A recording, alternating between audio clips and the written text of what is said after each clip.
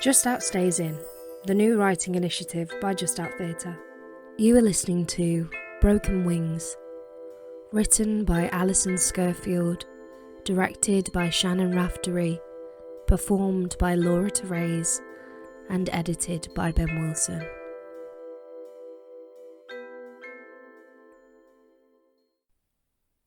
The trick is not to overwater them. Most people think underwatering is the biggest crime you can commit. But oh no, give them too much and it can be fatal. It's the roots, you see. They're sitting in water and they can't breathe. Then they get all stressed and they can't function anymore, so they stop giving the plant all the nutrients it needs. Then the little leaves turn yellow and shrivel up, and then, well, you buggered then basically. Grew these myself. Right from seed in Muller pot homes. I mean, let's face it, there's now else to do, is there? I feed them and water them, not too much mind. I even deadhead them when some of the leaves look a bit past it, which I hardly ever have to do because I'm really good at looking after them. Then every night before bed, I go out with a felt blanket and I tuck them in so as they don't get too chilly when it's frosty. It's good for me too. Gets us outside for an hour a day. Fresh air, bit of sun on my skin, does wonders for the mind. That's what they tell us. Carla says she'll help us make soup, or a stew, or a veggie lasagna once I've harvested them. Good, wholesome, home-cooked scran. Nourish everyone, you know. Fill the tummies and give them all the vitamins. Maybe remind them of dinner parties with courses and wine, mates, and dancing. You know, like before. It's all gone without a hitch, really. Except for last week. See, there was this incident with my plants. I looked out the window at breakfast and it's carnage. Soil everywhere. All my seedlings uprooted and strewn about the place. The yard looks like a bomb's hit it. And to be honest, it might as well have from the way I've reacted. I went mental. I mean proper berserk.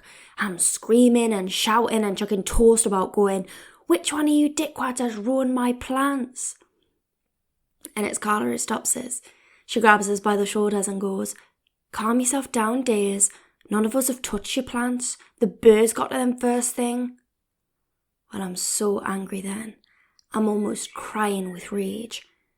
I go for the door and there's this blackbird perched on the seat beside me radishes, all sweet and innocent looking, oily feathers and beady little eyes.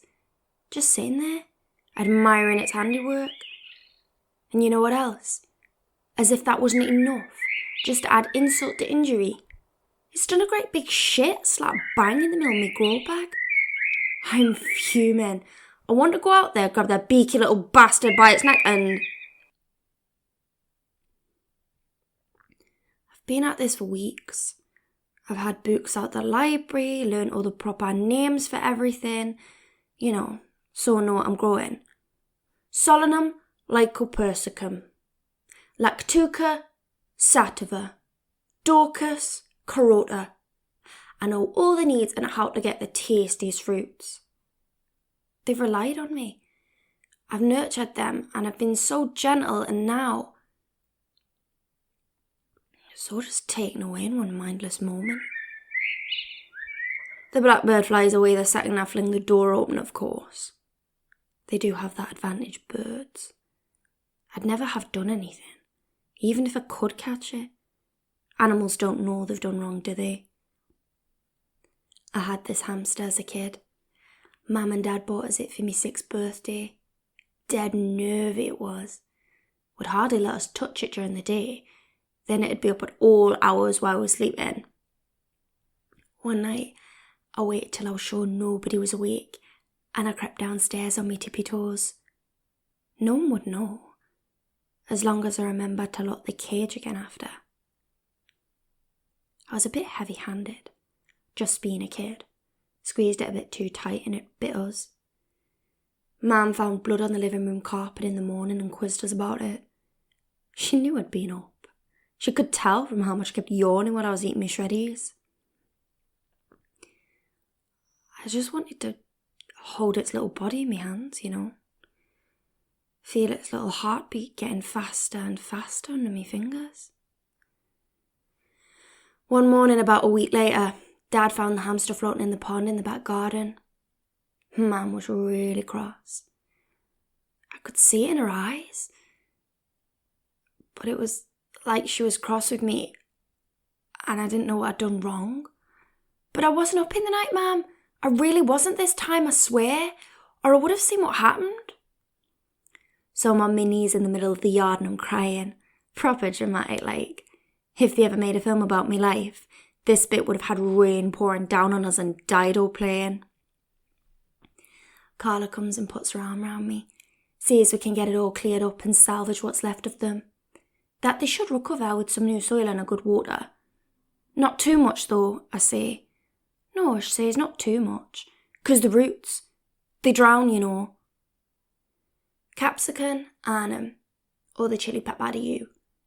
They grow tall and strong and the leaves are a proper luscious green before they sprout these tiny baby veggies. They grow and glow green through orange like traffic lights. Then eventually they stop at red. Red. Danger. Stop right where you are and put your hands on your head. The feeling you get when you bite into one. That physical pain you feel. That's nature, that is. Isn't it amazing that something that grew in the ground can hurt? That right from seed they've got this inbuilt ability to inflict actual pain. Carla says we need a cap to scare the birds off, stop it happening again, but I'm not so sure. We had one when I was younger and it was a right snooty thing. Turned its nose up at everything. One morning I came down for breakfast and it had kicked the contents of its litter tray all over the kitchen floor. It was just to spite us for buying own brand instead of Purina. I gave it a good swift kick. Just once and it worked. 'Cause it never spilled any again after that. Dad said I used to cut worms in half with my craft scissors when I was a toddler. That was the first thing he told them.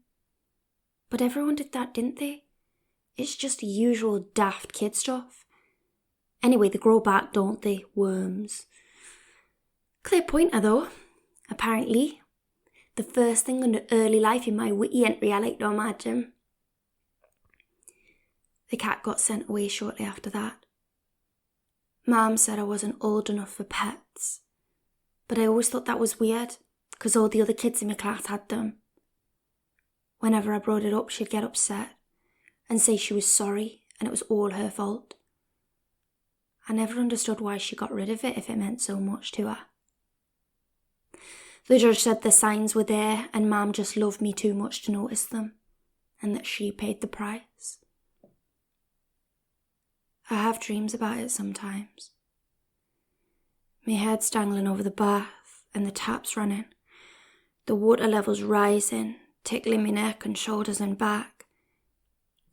My eyes sting, but I can just make out the plug through the bubbles rising from my face. I reach for it, but she's got hold of my wrists and she's pushing them into my lower back. The water gets deeper and deeper and it can only be a minute, but I know it only takes that long. I'm panicking, but I'm trying to keep my mouth shut because I know if I open it to scream, it'll be game over. So I hold my breath. And suddenly it's all quiet. Then I hear a voice, clear as day. She's asking me why I did it. And I can't answer her. I can't ever answer her.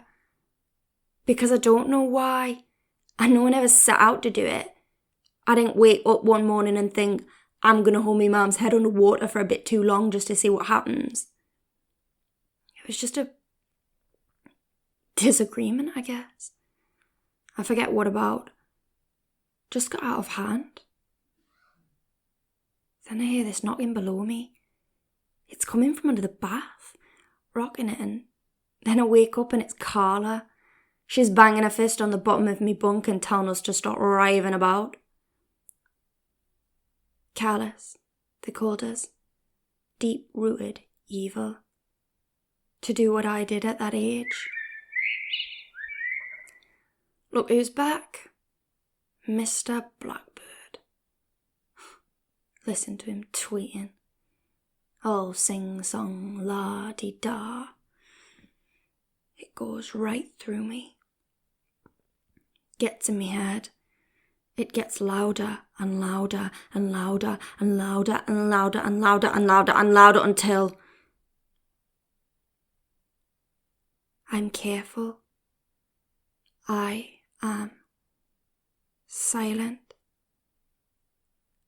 I hold my breath, sneak up behind him and